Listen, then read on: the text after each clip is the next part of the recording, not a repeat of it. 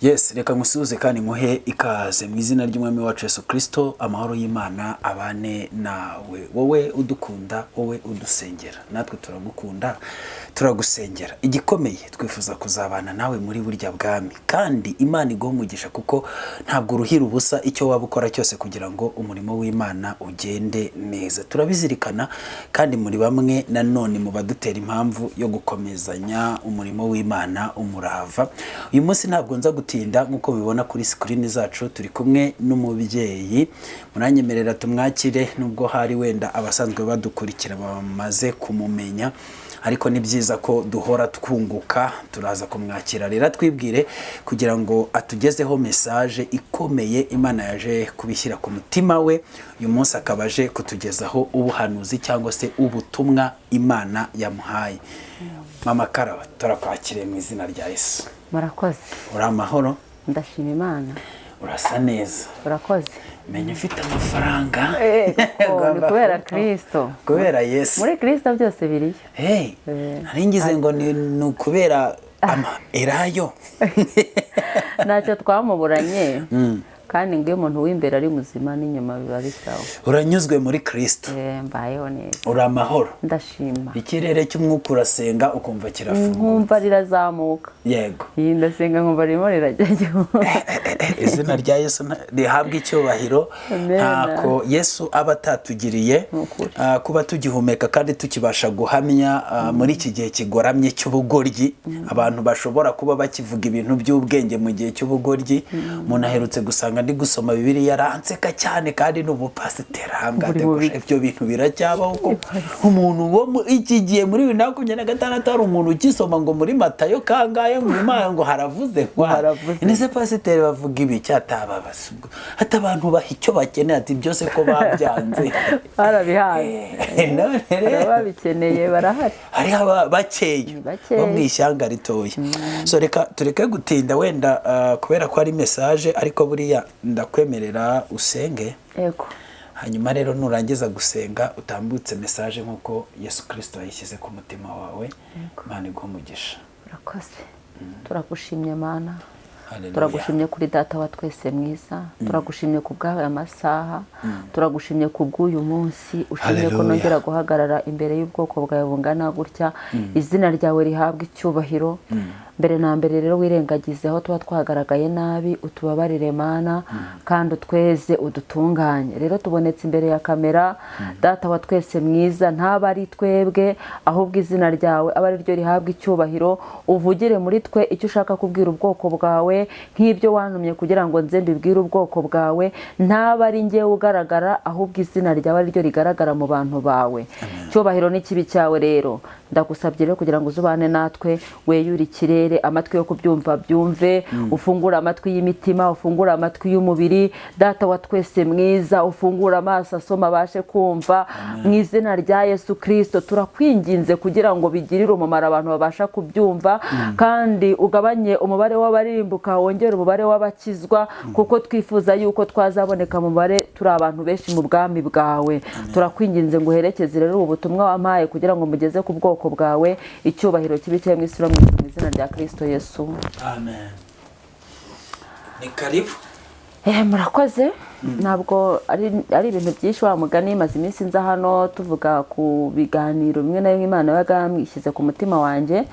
Ariko muri iyi minsi ishize hari amasomo Imana yampaye ndi mu bihe byo gusenga. Yagiye azara y'Imana inyibwiriye inyeretse ati soma aha usome n'aha ngaha. Ndasenga rero ndavuga none se nabijyana, mbaza Imana niba nabizana kuri kamera irabinyemerera. Niyo mpamvu naje rero. Nibibwirwa abantu uwiyumvamo ahangaha arasabwa kujya imbere y'Imana agasenga, kuko data ni umutunzi w'imbabazi. Data afite imbabazi nyinshi. Salomo umwami Dawidi yaravuze ati ngiye shyira ku munzani ibyaha byanjye ushyireho n'imbabazi zawe. Imbabazi z'Imana zabaye nyinshi ku byaha bya Dawidi. Nta byaha rero biri kuri iyi si Imana itababarira. Nta kintu abantu bakoze ku isi na kimwe, kuko yabaremeye mu ishusho yayo ibarema ari abantu bayikunze. Niyo mpamvu rimwe na rimwe izana ijambo ryayo ryo kugira ngo idukebure, nibona hari aho twagiye nabi idukebure. Umuririmbyi yaririmbye neza aravuga ngo mu gihe hagize ikiza kikanesha inzira yawe, uzaze uca umugozi uzaba uri kumbohera umutima, kuko nejejwe no kubohoka nkabona uko ngukorera.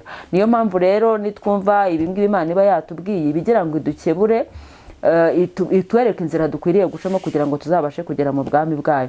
Rero ijambo tugiye gusoma riri muri Amosi ibice 4. muri hangana ndasoma n'ugusoma, ndasoma dusome ibice 4. Amose ibice 4 ndibuze gusoma. Yego. Turasoma n'amagambo abiri, ni muri Amosi no muri Ezekiyeli. Naho honyine Imana yahampaye mu bihe bitandukanye, yabanje kumpa hamwe irongera impa n'ahandi. Twagiye ibice 4 ku murongo wa mbere ngo nimwumvire iri jambo mwa mashashi y'Ibashani mwe ari mu misozi ya Samariya, mwe abarenganya aboroheje, mugahuhura abakene, mukabwira abashobuja muti nimuzane tunywe. Uwiteka Imana irirahiriye kwera kwayo iti dore iminsi izaza bazabajyanisha inkonzo, n'abasigaye bo muri mwe babakuruze indobesho nk'amafi, muzasohokera mu byuho, umugore wese arombereze imbere ye, muzahunga mwitere muri Harumoni, niko Uwiteka avuga. 4 nimuze i Beteli mucumure, mujye n'i Gilugari muhagwirize ibicumuro, mujye muzana ibitambo byanyu uko bukeye, kandi uko iminsi 3 ishize mujye mutura 1/10, kandi mutura amaturo y'ishimwe hamwe n'ibisembuwe, muvuge n'amaturo mutura umutima muturana umutima ukunze, muyamenyekanishe kuko ari byo mushima.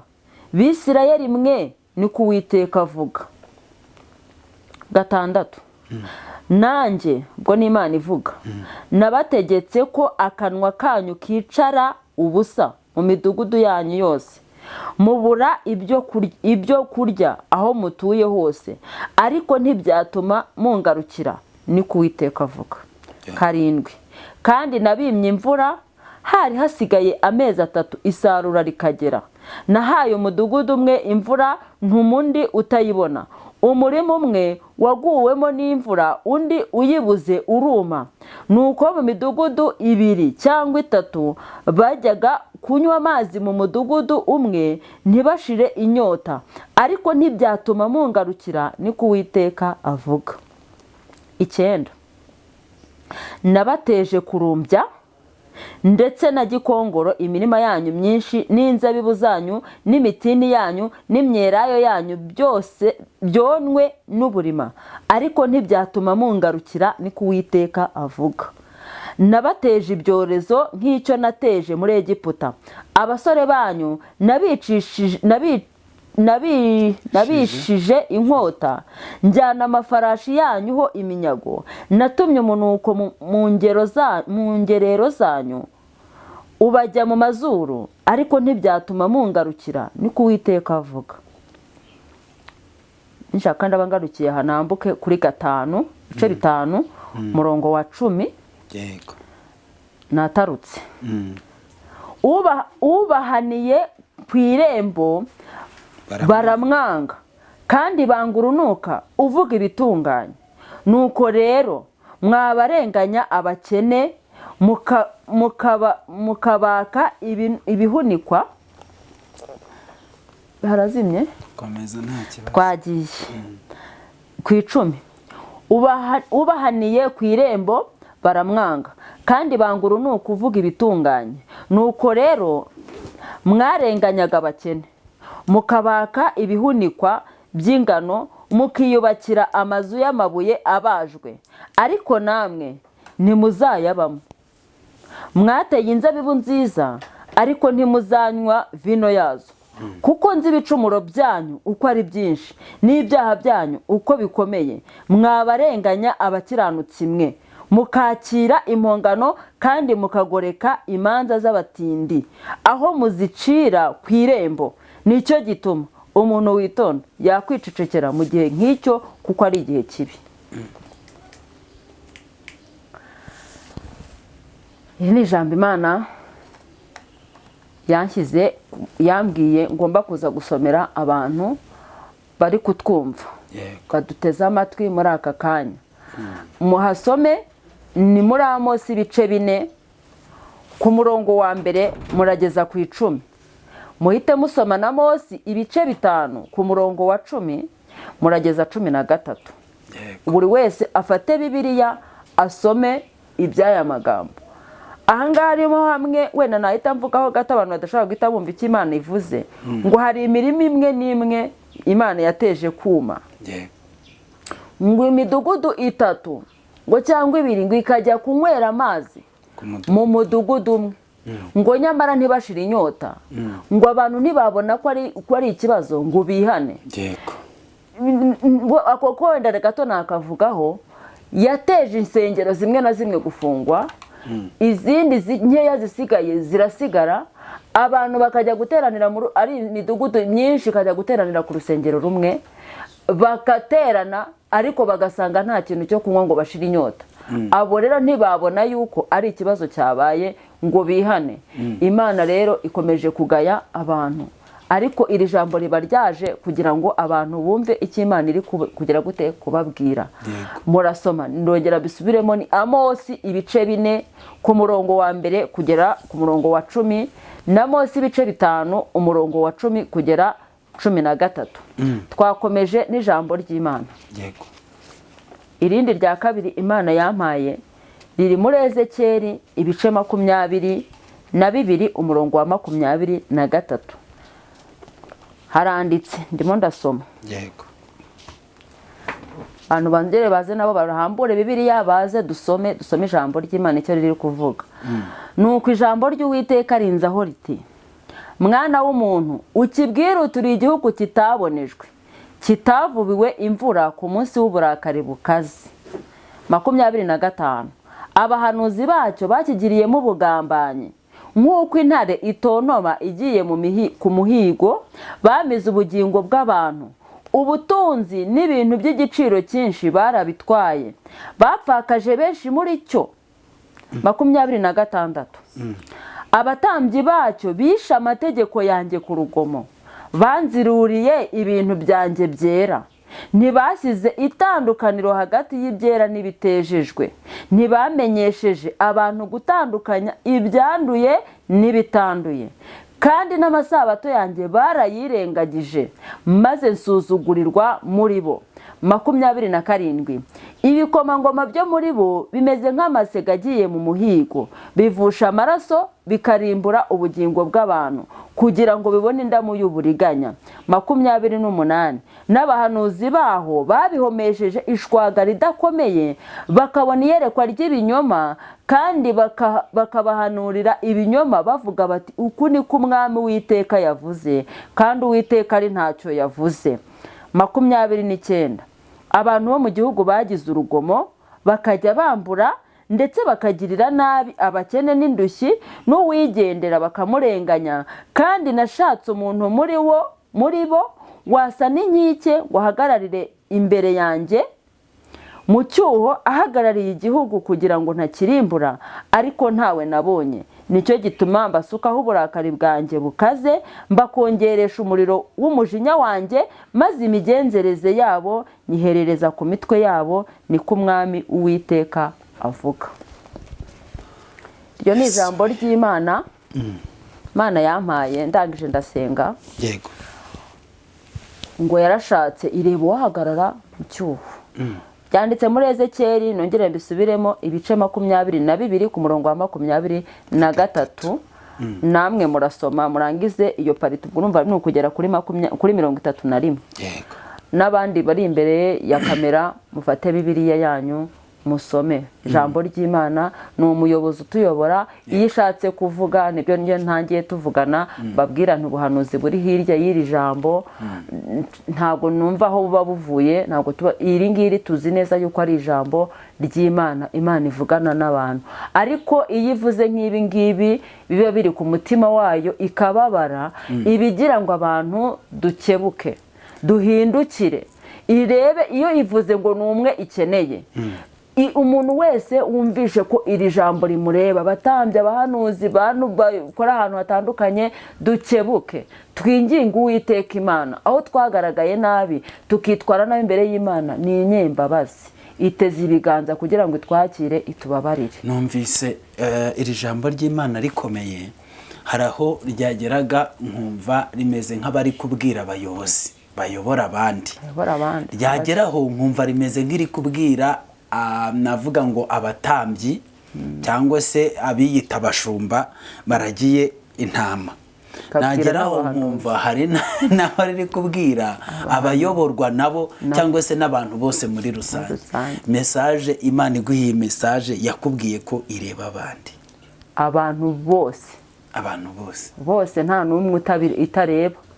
N'uwigendera, n'umuntu uri aho ngaho udasanzwe asenga, nawe akwiriye gukebuka akamenya yuko nta yindi Mana ikwiriye gusengwa uretse Imana yo mu gihugu cyo mu ijuru, yaremye ijuru n'isi n'inyanja n'ibirimo byose.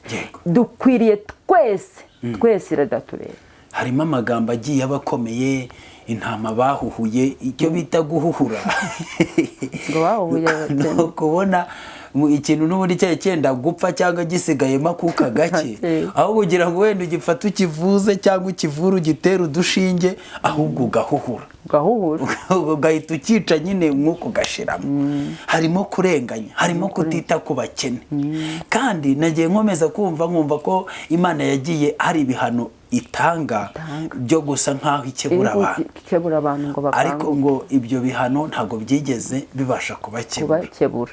Ibi bintu mu makara ko ni kumva bikomeye cyane. Imana yabintumye, Imana yabigutumye nze mbibabwire, hanyuma numara kubibabwira dukebuke, nta kindi gikenewe. Ngo niyo mpamvu ngo yabiherereje ku mitwe yabo, ugasanga turi gupfa ubusa, tugapfa amafaranga, tugashwana, kandi tutazi ko harimo n'ibihano by'Imana. Gasanga turi gupfa ubusa, turi ibitari ngombwa, harimo igihano cy'Imana tutabibona. Ariko yaravuze ngo nashatse uwahagara umwe, ntago ari benshi. Wowe aho uri ntuvuge ngo runaka azampagararira, njye mu makarabo simvuge ngo masengesho azampagararira mu cyuho. Harabwirwa n'ibireba, ubundi abantu bari kubwirwa nabikeneye ko bagomba kumva. Niba uyu munsi wa none sindavuga ngo masengesho ni urahagarara mu cyuho, kuko cyane cyane abatambyi, abahanuzi n'abandi bafite ukuntu bagiye bayobora abandi, bakeneye guhagarara imbere y'Imana, bagahagararira igihugu muri rusange. We muhanuzi, we mutambyi, wowe uwo ari we wese arasabwa guhagarara imbere y'Imana. Ezekiel 22:26 havuga ngo abatambyi bacyo bishe amategeko yanjye. Abatambyi bishe amategeko gute? Abatambyi ni bande bishe amategeko gute? Abatambyi ni abayobozi b'amadini. Ubwo Imana ifite uko yabonye ko bayiciye amategeko. Ngo bayishe ngo ku rugomo, ku bushake, ngo banziruriye ibintu byanjye byera. Ubona hari ibintu byagiye bizirurwa. Ezekiel 22:23, abantu bumva ikinyarwanda cyangwa se n'undi muntu, ariko ndatekereza ko yantumye iri jambo ngo ndibwira bumva ikinyarwanda. Ubwo rero ijambo ry'Imana basome, bafate Bibiliya basome, babisome, buri wese arajya yiyumva ku mwanya we, aho asanga hari ibyo yakozemo amakosa, ahagarara imbere y'Imana ayibwire ngo muri make wowe Imana yagutumye kuza ukababwira, ukabasobanurira, ukabasomera ijambo. Hanyuma umuntu wese uryumvishe, umwuka w'Imana akamukoraho ko ari we nyine ryabwiraga, agahindukira agahagarara mu mwanya w'Imana, kuko ni Imana y'imbabazi. ubwo wenda njye naringize ngo hari izindi detayi oya Imana yaba yaragutumye bati abantu gutya na gutya, ariko kubera ko ibintu buriya Imana iba yatumye abantu nta kindi kintu natwe tuba tugomba kurenzaho, nta yindi komenti.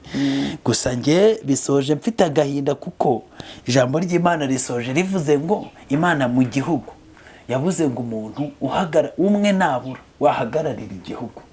Yewe mwuka byara Mukiza Yesu abe hamwe natwe kandi abe hamwe n'abantu bari mu bihugu byari byo byose. Abantu bumva ikinyarwanda n'abarundi baracyumva, n'abakongomani baracyumva, bamwe na bamwe n'abanyarwanda bari muri diaspora. Ijambo ry'Imana ritubwiye ko ari ubutumwa bw'abantu bose nuko abantu bose yego ntabwo bafite ba nyirabwo n'abandi kuko bose baravugwamo, nta n'umwe utarimo. Yego twese turabwirwa. Umuntu natsindwa n'ijambo ry'Imana agasanga niwe ryabwiraga akora iki? Arajya imbere y'Imana arayisanga. Yego kuko ni inyembabazi. Ayibwira ati ahangiye narakiraniwe, hasi nabitunganye. Arayisanga hehe Makara? Ntabwo iri kure. Imana yacu ntabwo iba kure. Uko bayishatse bataraba abatambyi bakayibona bataraba abatambyi, mbere y'uko kugira umutambyi ifite aho mwabanje guhurira. Ntabwo gutora uyu munsi ngo uhitemo umutambyi, byanze bikunze ntabwo ivuze ngo uyu munsi uraba umutambyi n'uruhinja urwo ryawe utari umutambyi, ariko hari aho mwahuriye mbere y'uko ujya kuguha ubutambyi. Mbere y'uko ujya kuguha ubutambyi aho mwahuriye, uko mwari mubanye mbere mukabana neza itarabona ko yabuze umuntu uhagarara mu cyuho, hari igihe cyageze ibona abantu bikavuga ati ndakureba nka kwishimira nawe ndakureba nka kwishimira, uri mu murongo neza. Rero abo ngabo icyo gihe wibuka ibihe. Hari ijambo rivuga ngo mwibuke aho mwaguye mukagwa, aho twavuye tukagwa. Rero umuntu asubiza amaso inyuma yibuka ibihe byatambutse, igihe yaba azi yigeze kubana neza n'Imana, kuko ntabwo Imana yakubaza ibyo itaguhaye. Ntabwo Imana yakubaza ibyo itaguhaye, ikubaza ibyo yaguhaye. Mbere rero itarabiguha ujya kubiyisaba cyangwa se ukemera ko irabanza mukagirana ibiganiro. Masenge ntabwo waha umuntu akazi mutaziranye. Urabanza ukabana nawe ukamwizera, wamara kumwizera ukavuga ati umuntu ko namwizeye namuha kampani yanjye akayiyobora. Icyo gihe rero muba mwaragiranye ibiganiro ukagera ku rwego mwizera kubera ukuntu mwakoranaga mwagendanaga, ugahita uvuga ati reka muhe ino kampani yanjye ayinyoborere kuko ndabona ari uwo kwizerwa. Igihe kigeze rero ukabona hari ibitari kugenda neza, nuko hari ibyagenze neza mbere mugitangira. Nyuma rero umaze kubona ko hari ibyo bitari kugenda neza, niba muhamagara akavuga ati ko mbere uza kuri kampani yanjye witwaraga neza njya kugutoranya ngo umbere umuntu wo kumpagararira kampani, nuko hari imico ABCD nabonaga wagenderagamo, none ko wayiretse biragaragara yuko wigumuye. Iyo utumvishe rimwe cyangwa kabiri igutuma rero niko guhita uvuga ati wowe ushinzwe abakozi runaka agenda umubwirire ko namugaye abakozi aba n'aba genda ubabwire ko nabagaye, kuko nta nubwo afite umwanya wo kujya. Urumva urugero, niba uwo muntu wahaye kampani yawe yabigize binini, wenda aho yagombaga kuyobora yabigize binini, mu kubigira binini hari n'amashami yewe yagiye yishyiriraho. Numusanga ugiye kumushakira muri kampani yawe urasanga adahari, hari igihe ushobora gusanga adahari, ugasanga adahari ukajya ahandi ukamubura, ugashaka ahandi, kandi kumbi ntafite umwanya wo kuza kugirana inama nawe ngo mukore inama. Uko uhamagaye abakozi ngo mukore inama y'abakozi uri kumubura. Kubera rero uri kumubura uramutuma ati mu nama twanzuye ko runaka tutakinamubona mu nama z'abakozi muri office, asigaye azakererewe, genda ubwirira abakozi aba nabo uyu n'uyu. Utange message wowe niba ari ushinzwe abakozi cyangwa se ukoze ibintu bitewe n'uwo wizeye gutuma bivuge gutyo. Genda umubwire yuko natisubiraho kuri ubu buryo, dore yankoreye aya makosa, ubushize yampaye raporo ituzuye, ubushize namenye neza yuko yashinze indi kampani ku ruhande ishamikiye ku yanjye, ayita n'izina ryanjye. Amaze kuyita izina ryanjye ari kwironkera akibonera indonke iyanjye igahomba, ntago akimverisa. Kandi maze kumenya neza yuko ari gutumbagira, yamaze rero kubyica.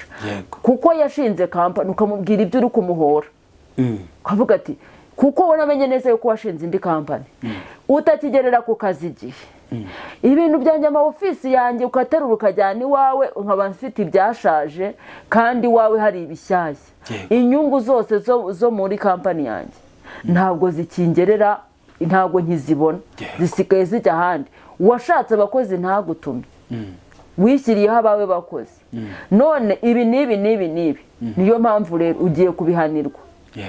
Ariko uramutse uje ukaca bugufi ukavuga ati kampani nizimeneke muri ya yindi ya mbere, ndayimenamo ibimwe n'ubundi biya bosi, izina ryayo riguma ari rya rindi, kuko n'ubundi ndijyana najyanye izina nshinga ibindi biba bibiri, ariko hakajya hunguka kimwe kuruta cya kindi cya mbere. Icya mbere cyajemo umusaka.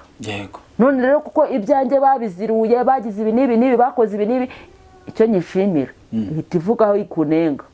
Ntabwo iza ngo ihite ikubwira ngo ibi gutya.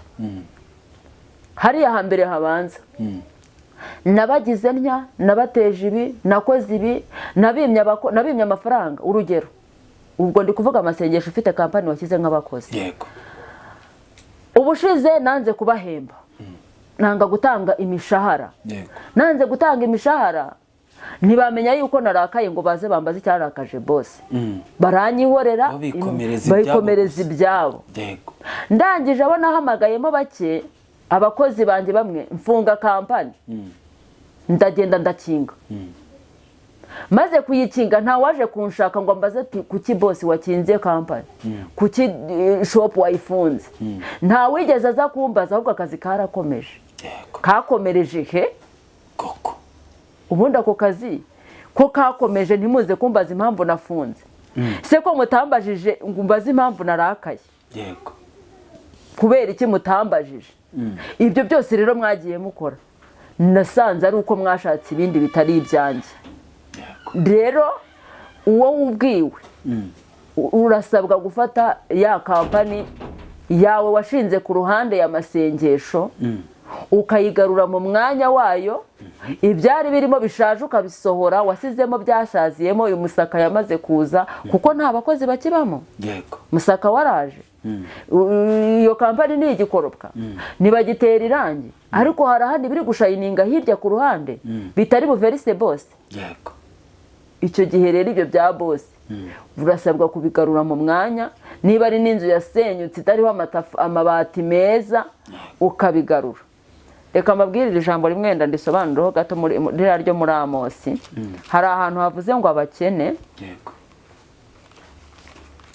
ngo abakene ngo babatse, Amosi 5:10, ngo babatse ibintu, ngo bajya kubakisha amazu n'amabuye abaje neza. Aho guha abakene, ahubwo ibyo barayabatse, ngo baragenda bajya kubakisha amazu abaje neza, barabahuhura. Ngo rera, ngo birangije ngo bajya guhingamo inzabibu muri bya bindi batse abakene. Iravuze rero ngo ayo mazu bubakishije amabuye abaje neza, ntabwo bazayabamo. Ni ukuvuga Imana yo yabatumye gufasha abakene. Bo baragenda bageze aho abakene bari, ahubwo babaka n'utwo bari bafite, bajya kwiyubakira ibyabo. Ni ijambo ry'Imana Imana yampaye, niryo nzanye, nta bindi nzanye. Ubwo buri wese asome. Uko agenda asoma aragenda arushaho kumenya icyo Imana iri kuvugana nawe, kuko yantumye ku bantu, ntabwo yantumye ku biti n'amabuye.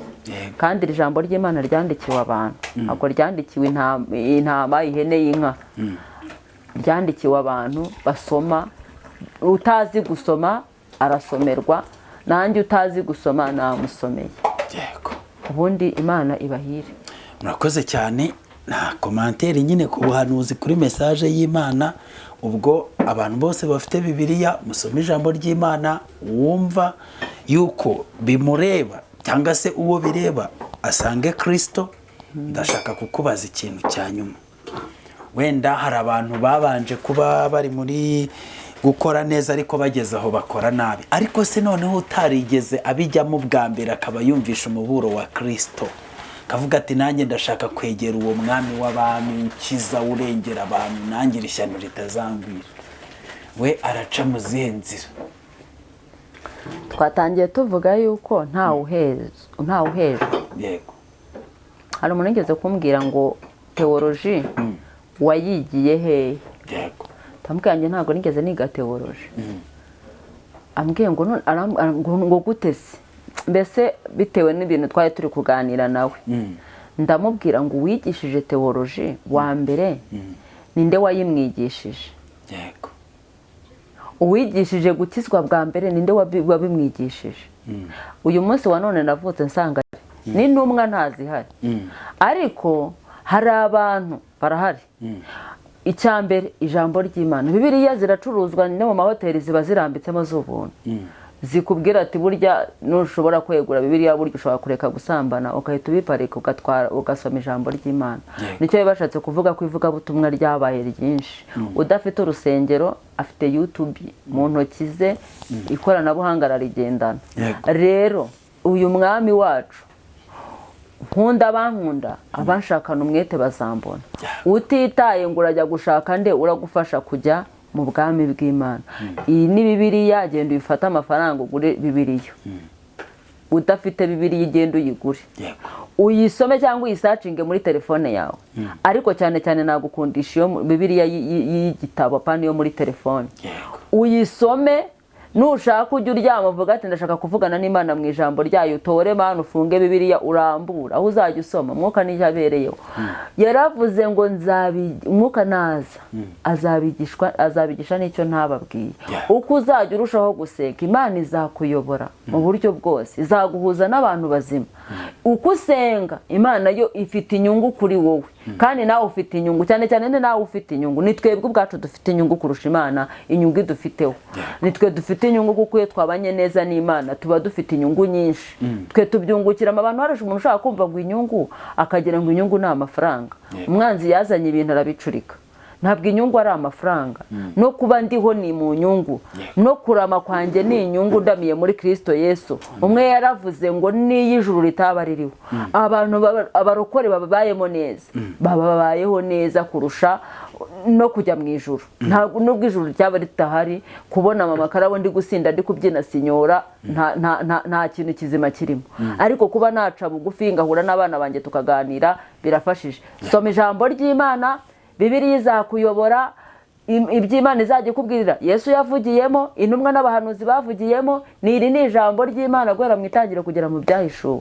Imana izakuyobora mu kuri kose. Niba izaguhuza n'umuntu w'umumaro, nushakisha umwami ugenda ugwagwana uri gushaka Imana, uzayibona. Nkunda bankunda, ariko kandi abashakana umwete bazambona. Ugwagwana ashaka Imana, utera intambwe imwe igatera 99 gusanganira. Izaguhuza nabo mumaro, izakwereka ko ukwiriye gusengera, izakwereka uburyo butandukanye bwinshi mu buryo bwayo bwiza, kuko ntabwo ituyobya. Niba ifasha ikagira uko inenga abantu b'uyu munsi, nuko izi neza yuko bashobora kugera igihe bakagaruka. Urakoze cyane. Dushimye Imana igushoboje kugira ngo uvuge ubutumwa bwayo nk'uko yabugutumye, kandi nawe urakoze cyane kumvira Imana. Yasaguha umugisha. Murakoze. Abantu bari badukurikiye kugeza ku musozo w'iki kiganiro, tubasabiye umugisha w'Imana. Twizere ko mwumvise kandi ko mugiye kumvira, kuko kumva ni kimwe no kumvira ni ikindi. Umwami Yesu abaho umugisha. Byose bikorwa ku bw'inyungu z'umurimo w'Imana. Twizere ko tutazabura cyangwa se ngo tubabure kuri urya munsi. Imana ibaho umugisha cyane. Mwakoze. Shalom. Murakoze cyane. Amen.